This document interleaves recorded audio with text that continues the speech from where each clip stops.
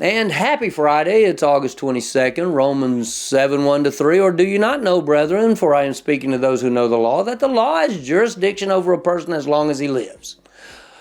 For the married woman is bound by law to her husband while he is living, but if her husband dies, she is released from the law concerning the husband. So then, if while her husband is living she is joined to another man, she shall be called an adulteress. But if her husband dies, she is free from the law, so that she is not an adulteress, though she is joined to another man.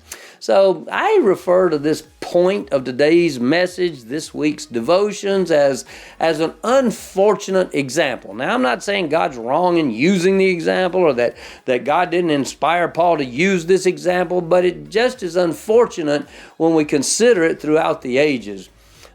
Marriage is seen in this illustration as bondage, when freedom is actually the discussion. So why would I call marriage an unfortunate example? Well, actually, I'm calling marriage law an unfortunate example, and here's why. See, I believe from Scripture that marriage is meant to be one man and one woman for one lifetime. I believe that to be the divine intent of God and the essential building block of community, society, and culture. Yet the truth of marriage law is that it cannot apply beyond death. Death severs the bond of law and marriage according to the law, as we've referenced throughout Romans. So why is it an unfortunate example? Why is it unfortunate? As an example, marriage is a gift of God for the fullness and abundance of our lives.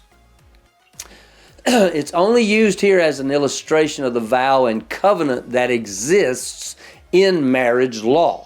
We'll see in the next passage that the validity of the example is applied when the bonds are essentially broken. And we've heard it already. We're no longer bound by sin and law. We are freed. But don't go too far. Woo! See you next week.